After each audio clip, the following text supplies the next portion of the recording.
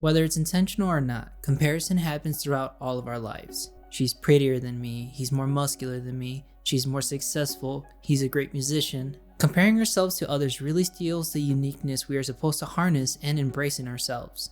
Think back to a time where you felt you weren't as good or as skilled as somebody that you work with. Did it make you feel less deserving than them? Maybe not as their equal? That can be a sign of imposter syndrome. The experience of feeling like a phony. You feel as though at any moment you're going to be found out as a fraud, like you don't belong where you are and you only got there through dumb luck. Lately, I haven't been feeling too good about myself, my work, my skills, and I just basically don't feel like I deserve to be in the position that I am. I definitely have projects that I have been proud of this past year, like the video we made on Tom's channel called The Skill You're Slowly Losing. I love this video because not only did we go on location for this, but we spent hours trying to get the right shots. We need to get, I want to get a slider of the Atomic Habits book, like kind of like standing on a rock or something with snow. Cool.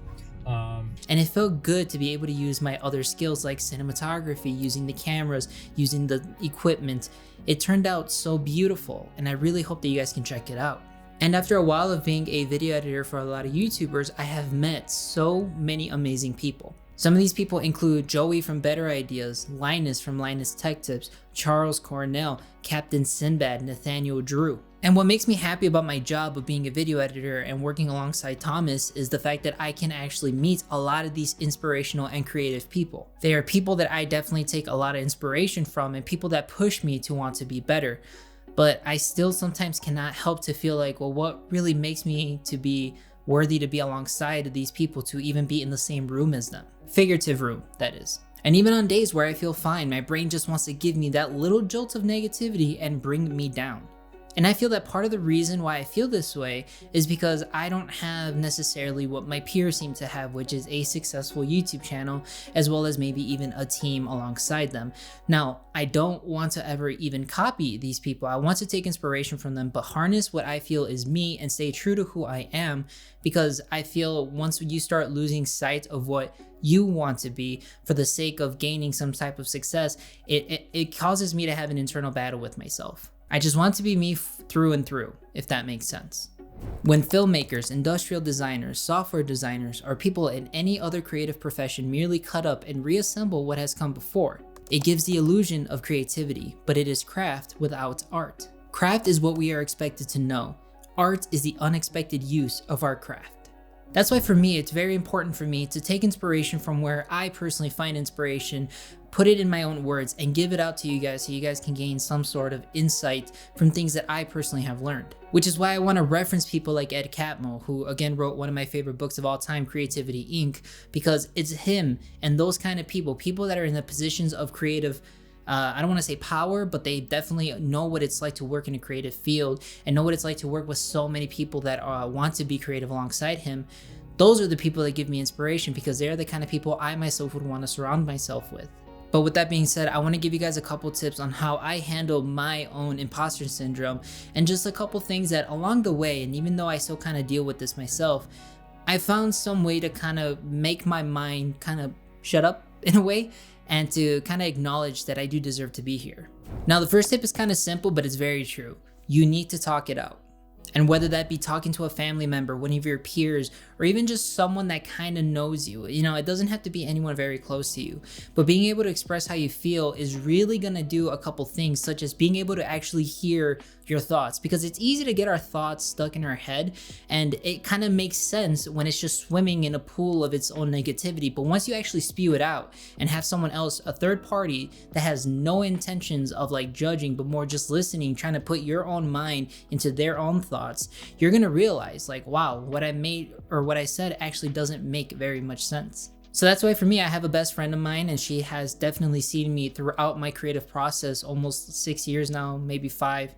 I talk to her all the time about this, and she always reassures me like, you have come such a long way.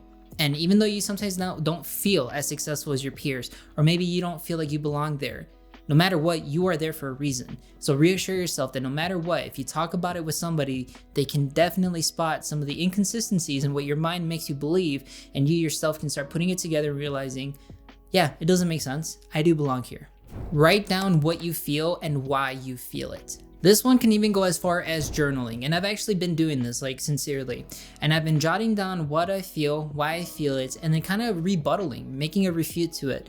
And the reason for this is because it's easy, again, to let everything sit here, but when you have it even down on paper, and you come back to it with a clear mind after you go for a walk or a run or anything that helps you relax yourself, when you come back to it, you can actually visibly see what your own thoughts have been telling you, and you can even just be like, no, this doesn't make sense.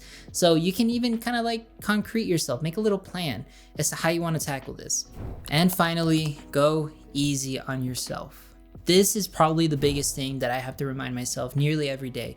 There's only 24 hours in one day, and you are you. You need to really kind of figure out who you are as a person, what it is that you want, and be realistic with yourself as to how you expect yourself to achieve these goals that are making you feel lesser than your peers.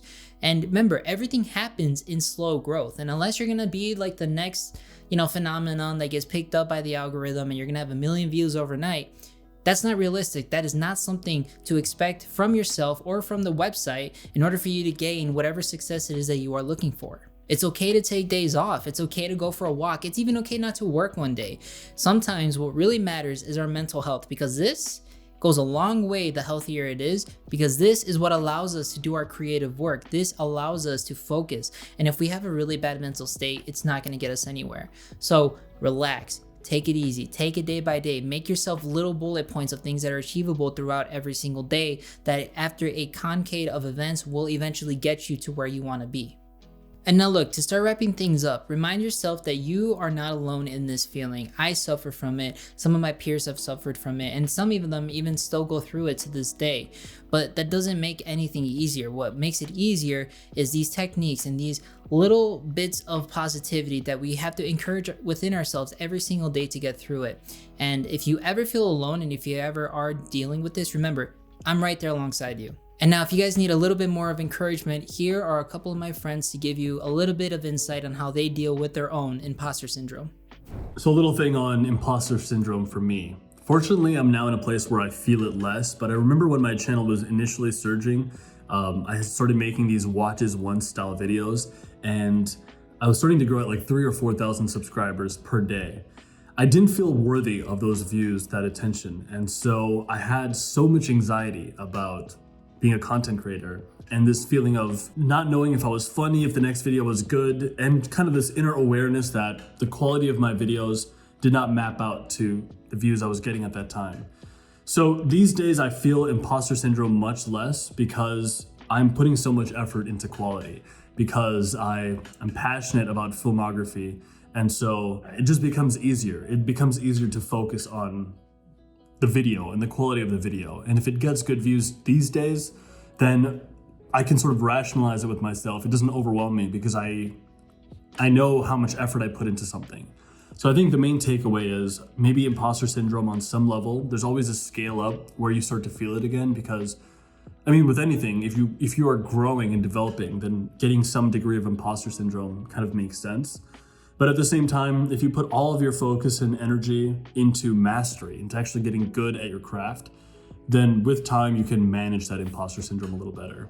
I remember dealing with imposter syndrome earlier on in my blogging career. I started as a blogger before I was a YouTuber, and I remember I would follow these people. Steve Cam from Nerd Fitness is actually one of the best examples I can think of right now.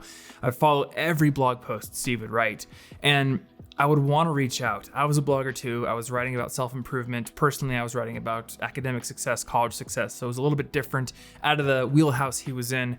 And I remember thinking to myself, before I reach out, I need to get to a certain level. I need to get some notoriety, some respect in his community. Maybe I'm gonna wait and not reach out until I've written a bunch of articles about fitness. That way he'll look at my work and he'll see that I'm legit. That was my manifestation of imposter syndrome. I thought that I wasn't worthy, wasn't ready to reach out to the people that I admired because I was afraid they wouldn't respect me because I didn't have a body of work that reflected the quality of theirs. And the funny thing is, I never ended up writing that much about fitness. I wrote a little bit about nutrition, not much. Most of my work is centered around productivity. And when I ended up meeting Steve, we just became friends. And we've worked together on a couple of things. I guest posted on his blog, which was an amazing honor at the time.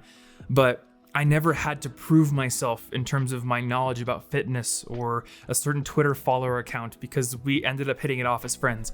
And that's the biggest thing I've realized. If you and somebody else jive personally, then you don't need some sort of body of work to build a relationship with that person.